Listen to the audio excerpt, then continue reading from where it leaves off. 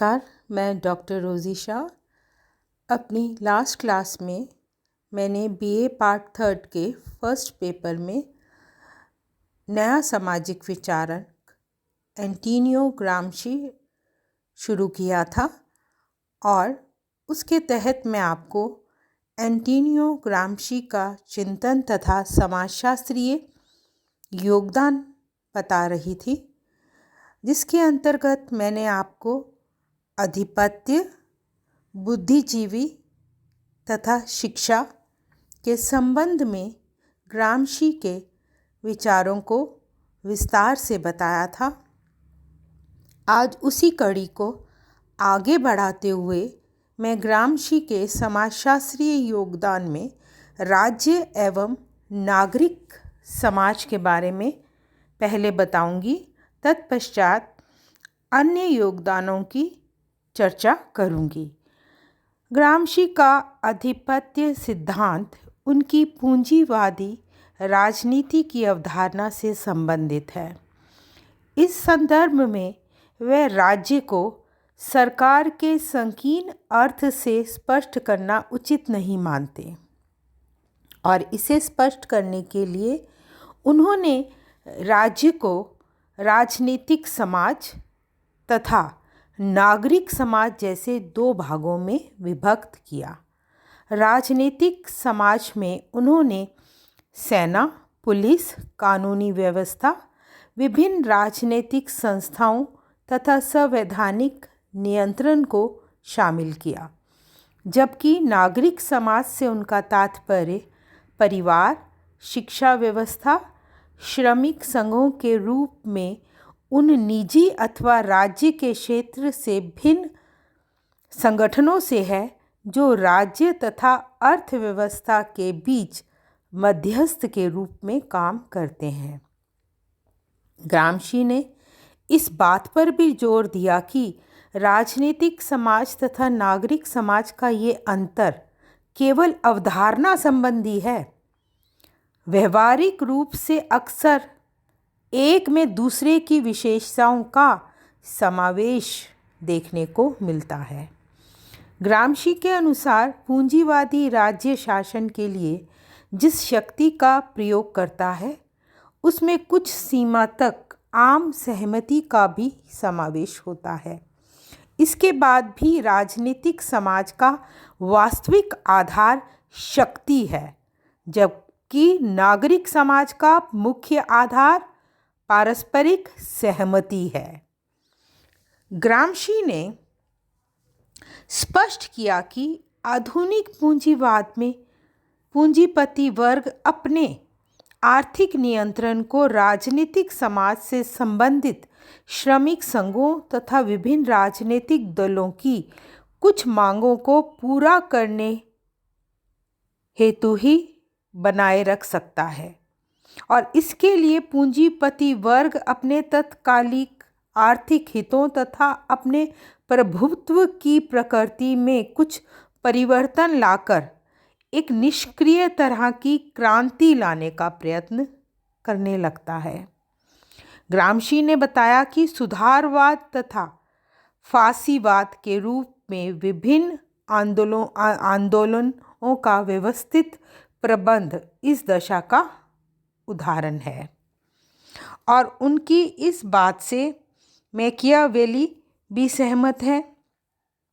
उन्होंने स्पष्ट कहा है कि वास्तव में क्रांतिकारी दल एक ऐसी शक्ति है जो कामगार वर्ग को अपने में से ही सहज बुद्धिजीवियों को विकसित होने और नागरिक समाज के अंतर्गत एक वैकल्पिक प्रभुत्व को अस्तित्व में लाने का अवसर प्रदान कर देती है। ग्राम्शी स्पष्ट करते हैं कि आधुनिक नागरिक समाज की जटिल प्रकृति का अर्थ क्रांतिकारियों द्वारा लाए जाने वाले परिस्थिति के युद्ध की वह दशा है जिससे राजनीतिक विरोध, श्रमिक संघों, सर्वहारा वर्ग की संस्कृति के विकास तथा अन्य तरीकों से एक विरोधी प्रकृति के नागरिक समाज का निर्माण करने के लिए उपयोग में लाया जाता है। यानी इसका उद्देश्य कपटतापूर्ण युद्ध पर आधारित नागरिक समाज का विरोध करने के लिए एक ऐसी प्रत्यक्ष क्रांति लाना है जिससे क्रांति के फलस्वरूप पैदा होने वाली विघटनकारी दशाओं को रोका जा सके। ग्रामशी मानते हैं कि परिस्थिति के युद्ध जो सर्वहारा वर्ग द्वारा लाया जाता है, दो वर्ग आपको ध्यान होंगे, बुर्जुआ वर्ग और सर्वहारा वर्ग। तो परिस्थिति का युद्ध जो कि सर्वहारा वर्ग द्वारा लाया जाता है, कपटतापूर्ण युद्ध जो पूंजीपति वर्ग द्वारा संचालित होता है, का एक दूसरे से बिल्कुल पृथक स्वार्थ होते हैं। ग्रामशी ने एक ऐसी राज्य भक्ति को स्वीकार नहीं किया जो राजनीतिक समाज को ही नागरिक समाज के रूप में देखती है। ग्रामशी के अनुसार सर्वहारा या श्रमिक वर्ग का ऐतिहासिक दायित्व एक नियमबद्ध और संयमित रेगुलाइज्ड सोसाइटी का निर्माण करना है। जैसे जैसे नागरिक समाज में अपना नियमन करने की योग्यता का विकास होता जाएगा, राज्य के वर्तमान प्रभुत्व की प्रकृति कमज़ोर होती जाएगी। अब मैं उनके एक और मुख्य योगदान के बारे में बताने जा रही हूँ, इतिहासवाद। कार्ल मार्क्स की तरह ग्रामशी भी इतिहासवाद के समर्थक थे।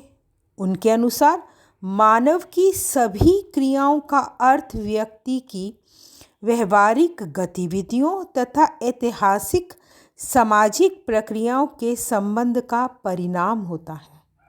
इसका अर्थ है कि विचारों को उनके सामाजिक और ऐतिहासिक संदर्भ से अलग करके नहीं समझा जा सकता। जिन अवधारणाओं के आधार पर हम विश्व के बारे में अपने ज्ञान को विकसित करते हैं, वह एक वस्तुनिष्ठ वास्तविकता पर आधारित नहीं होता, बल्कि कुछ विशेष तरह के सामाजिक आर्थिक संबंधों की उपज होता है। यही कारण है कि मानवीय प्रकृति अपरिवर्तनशील नहीं होती। इसी तरह दर्शन तथा विज्ञान भी किसी ऐसे यथार्थ से संबंधित नहीं होते जो मनुष्य से पूरी तरह स्वतंत्र और बाह्य हो।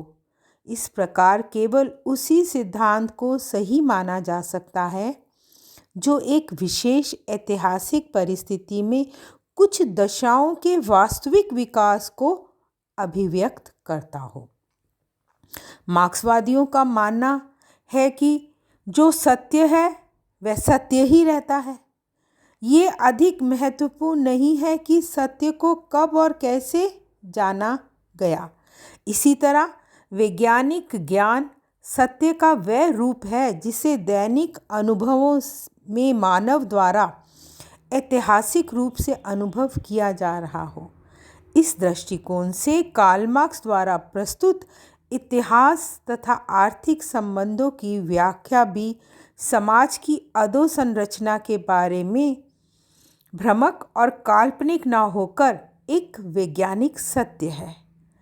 इसके विपरीत ग्रामशी ने स्पष्ट किया कि कार्ल मार्क्स ने सर्वहारा वर्ग की वर्ग चेतना से संबंधित जो अवधारणा दी है, उसके आधार पर मार्क्सवाद को सामाजिक व्यवहारिकता के अर्थ में ही वास्तविक कहा जा सकता है, इतिहासवाद के संदर्भ में नहीं। क्या कहा मैंने? इतिहासवाद के संदर्भ में नहीं, ऐसा एंटोनियो ग्रामशी मानते हैं। इस प्रकार आपने इतिहासवाद को समझने के लिए भी भौतिक आधार की जगह ग्रामशी ने सामाजिक आधार को अधिक महत्व दिया।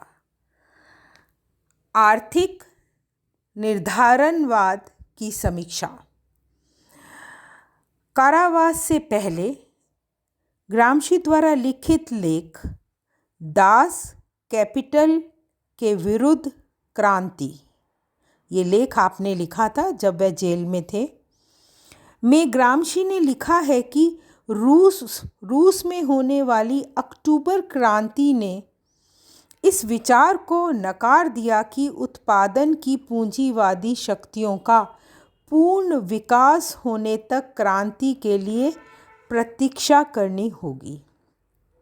इसका अर्थ है कि मार्क्सवादी के आर्थिक निर्धारणवाद का दर्शन व्यवहारिक नहीं है।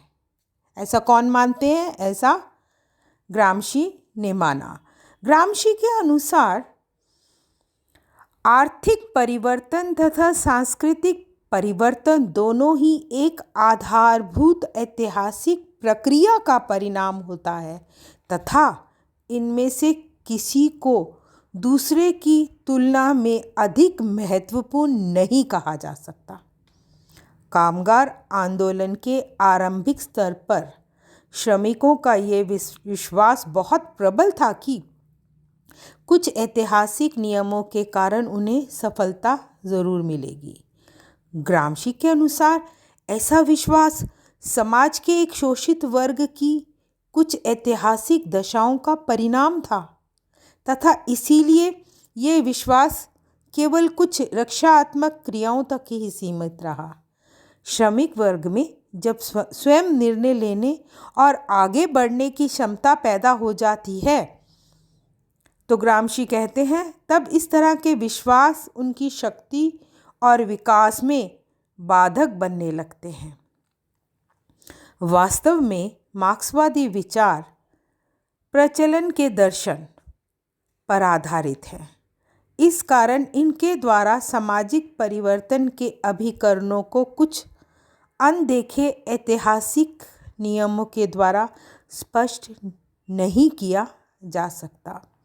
केवल इच्छा शक्ति से ही किसी दशा की व्याख्या करना एक सही तरीका नहीं है। ग्रामशी के विचार से कामगार वर्ग की चेतना जब किसी कार्यवाही एक्शन के लिए विकास के स्तर पर पहुंच जाती है तब इसमें ऐतिहासिक परिस्थितियों का भी विरोध करने की क्षमता पैदा हो जाती है। ये भी एक महत्वपूर्ण तथ्य है कि ऐतिहासिक दशाएं पहले से ही इस तथ्य का निर्धारण नहीं कर सकती कि उनके प्रभाव से भविष्य में किस तरह के संभावित परिणाम सामने आ सकते हैं। ग्रामशी ने आर्थिक निर्धारणवाद अथवा अर्थवाद की आलोचना के लिए इटली के श्रमिक संघों का निर्माण करने वाले नेताओं की भूमिका पर भी विचार किया। इटली में श्रमिक संघों के अनेक नेता ऐसे सुधारकों के रूप में बदल गए जिन्होंने राजनीतिक तथा आर्थिक मोर्चे पर संघर्ष करने से इनकार कर दिया। जिस तरह शासक वर्ग अपने आधिपत्य को बनाए रखने के लिए आर्थिक हितों से आगे भी कुछ सोचता और उसके लिए प्रयत्न करता है, उसी तरह कामगार वर्ग भी अपने लिए कुछ ऐसे ही हितों को महत्व देने लगते हैं जो समाज के विकास के लिए उपयुक्त और संगत हो। इस प्रकार ग्रामशी ने जहां एक और पूंजीवादी समाज में श्रमिकों को अधिनायकवादी शक्तियों के विरोधी संगठन के रूप में देखा, वहीं उन्होंने श्रमिक संघ को अपने आप को एक ऐसे साधन के रूप में देखने लगते हैं को कहा जिसमें विद्यमान व्यवस्था के अंतर्गत ही वे अपनी दशाओं में सुधार कर सके। श्रमिक संघों के इस तरह के विचारों को ग्रामशी ने अभद्र, अर्थवाद के नाम से संबोधित किया। किस नाम से संबोधित किया? अभद्र अर्थवाद के नाम से। ये वह दशा है जो सुधारवाद तथा उदारवाद का ही एक विशेष रूप है एवं आर्थिक निर्धारणवाद की अवधारणा की विरोधी है। अब हम ग्रामशी के भौतिकवाद पर विचारों को जानेंगे। मानव इतिहास का सामूहिक व्यवहारों के निर्धारण से संबंधित प्रश्न अर्थपूर्ण है या नहीं, इस विषय पर एंगल्स तथा लेनिन ने भौतिकवाद पर जो विचार प्रस्तुत किए थे, एंटोनियो ग्रामशी उनसे सहमत नहीं थे। उन्होंने ये माना कि मानवता से स्वतंत्र, स्वयं में और स्वयं के अस्तित्व से संबंधित मार्क्सवादी विचार वास्तविकता से दूर है। मार्क्स का ये विचार है कि एक भौतिक दुनिया मानव इतिहास तथा दैनिक जीवन से भिन्न होती है। व्यवहारिक रूप से ईश्वर में विश्वास करने के ही समान है। ग्रामशी ने वस्तुनिष्ठता अथवा यथार्थ को एक सार्वभौमिक अंतर विषय परकता के आधार पर परिभाषित किया, जिसे स्थापित करना भावी साम्यवादी समाज के लिए ज़रूरी है। इस दृष्टिकोण से प्राकृतिक इतिहास मानव इतिहास के संदर्भ में ही अर्थपूर्ण हो सकता है। इसे ज़रा समझ लीजिए। इस अर्थ में जिसे हम दार्शनिक भौतिकवाद कहते हैं, उसे धार्मिक विश्वासों का विरोधी नहीं माना जा सकता। ग्रामशी के अनुसार भौतिकवाद पर आधारित कार्ल मार्क्स का दर्शन केवल सर्वहारा अथवा अधीन वर्ग के लिए ही उपयुक्त हो सकता है। वर्तमान में आवश्यकता इस बात की है कि शिक्षित वर्ग की विचारों को समझा जाए। इसका तात्पर्य है कि मार्क्सवादियों द्वारा भौतिकवादी दर्शन को एक अधिक परीक्षित रूप में प्रस्तुत करना और अपने विरोधियों के विचारों को सही परिप्रेक्ष्य में समझना भी ज़रूरी है। ग्रामशी के चिंतन का मुख्य आधार उनके द्वारा प्रस्तुत आधिपत्य का सिद्धांत तथा नागरिक समाज की अवधारणा है। आधिपत्य का सिद्धांत दर्शन शास्त्र तथा समाजशास्त्र में आधिपत्य शब्द का उपयोग विभिन्न अर्थों और संदर्भों में किया गया है। ग्रीक भाषा के शब्द से इसे लिया गया है, जिसका अर्थ है आधिपत्य, प्रभुत्व, नेतृत्व अथवा शासन। इस अर्थ में आधिपत्य अथवा प्रभुत्व ज़मीनी वास्तविकताओं से जुड़ा हुआ है। ये ऐसा राजनीतिक तरीका है जिसके द्वारा राज्य किसी संगठन अथवा नेता द्वारा अप्रत्यक्ष ढंग से अपने प्रभाव का विस्तार करता है अथवा शक्तिशाली वर्ग द्वारा अधीन वर्ग पर नियंत्रण स्थापित किया जाता है। आधिपत्य एक विशेष दशा है जिसके अंतर्गत किसी क्षेत्र, वर्ग या समूह पर प्रभुत्व स्थापित करने के लिए कोई प्रत्यक्ष सैनिक कार्रवाई नहीं की जाती, बल्कि शांतिपूर्ण तथा अप्रत्यक्ष साधनों जैसे तरह तरह के भय दिखाकर, प्रलोभन देकर या भ्रामक विचार के द्वारा इसे स्थापित करने तथा इसमें बढ़ोतरी करने का प्रयत्न किया जाता है। आधिपत्य की अवधारणा के अंतर्गत ग्रामशी ने लिखा है कि वैचारिक प्रभुत्व का भी एक विशेष रूप होता है। किसी राज्य व समाज में जब एक वैचारिकी, जिसे ग्रामशी ने विश्व दृष्टि कहा, प्रभावपूर्ण होती है तथा ये अक्सर यथार्थ को स्पष्ट करने वाली किसी भी दूसरी वैचारिकी का शक्ति या कुछ क्रूर तरीकों से दमन करने लगती है। वास्तव में आधिपत्य का संबंध अनेक प्रकार की विचारधाराओं से हो सकता है। इनमें से कुछ सैद्धांतिक व्याख्याओं के रूप में कृत्रिम विचारधाराएं होती हैं, जिनकी रचना कुछ बुद्धिजीवियों, राजनीतिक सक्रियवादियों अथवा दार्शनिकों द्वारा की जाती है। इससे भिन्न दूसरी और कुछ सावयवी विचारधाराएं होती हैं, जिनका संबंध जीवन में सामान्य लोगों के अनुभवों से होता है।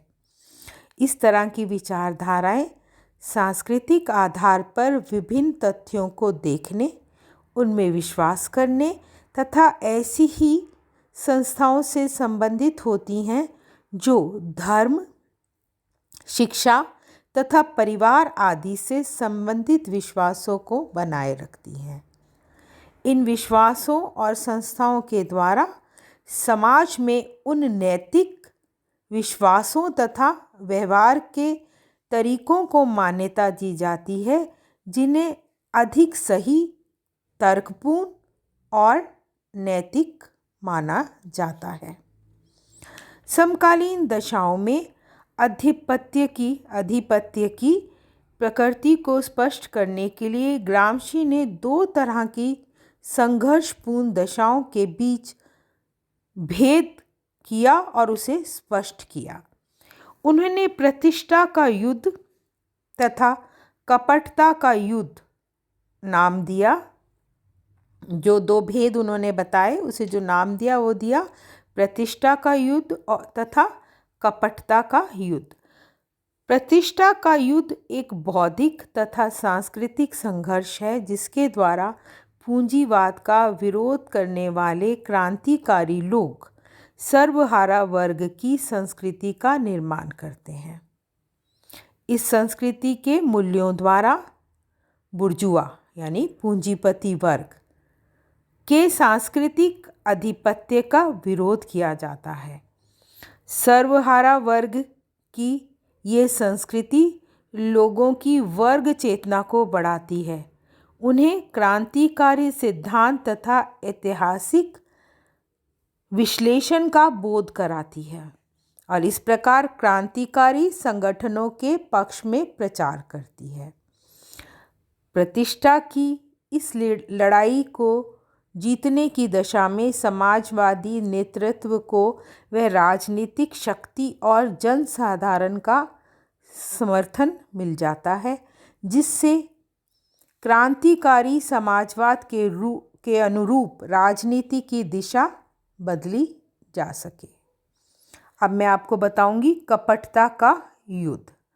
पूंजीपति वर्ग तथा अक्सर राज्य के निहित स्वार्थों से संबंधित होता है। पूंजीपति वर्ग किससे संबंधित होता है? अक्सर राज्य के निहित स्वार्थों से संबंधित होता है, जिसका उद्देश्य एक मिथ्या या छद्म विचारकी के आधार पर जनसाधारण के जीवन पर अपने आधिपत्य को बनाए रखना है। इसका उदाहरण देते हुए ग्रामशी ने लिखा है कि राज्य द्वारा समाज कल्याण, रोजगार में वृद्धि, शिक्षा की गुणवत्ता, जीवन स्तर में सुधार, राष्ट्रीय गौरव तथा आर्थिक समृद्धि की योजनाएं एक ऐसी विचारकी से संबंधित होती हैं जिनका उद्देश्य राज्य के आधिपत्य को बढ़ाना ही होता है। व्यवहार में ऐसा कुछ नहीं होता जिससे निर्धन, बेरोजगार और सामान्य लोगों के जीवन में कोई उल्लेखनीय सुधार हो सके। आधिपत्य की अवधारणा को ग्रामशी ने एक अन्य रूप के आधार पर भी स्पष्ट किया। उन्होंने सहमति द्वारा स्थापित प्रभुत्व, इसे नाम दिया, सहमति द्वारा स्थापित प्रभुत्व नाम दिया। उनके अनुसार व्यवहारिक रूप से ये असंभव है कि कोई व्यक्ति स्वयं अपने दमन की या दूसरे लोगों को दमन करने की स्वीकृति अनुमति देगा। हम ये मानते हैं कि विद्यमान व्यवस्था में गरीब और अधिक गरीब हो रहे हैं तथा मध्यम वर्ग का जीवन पहले से अधिक असुरक्षित बनता जा रहा है। इसके बाद भी कपटतापूर्ण विचारकी को स्वीकार कर लेना सामान्य लोगों की नियति है।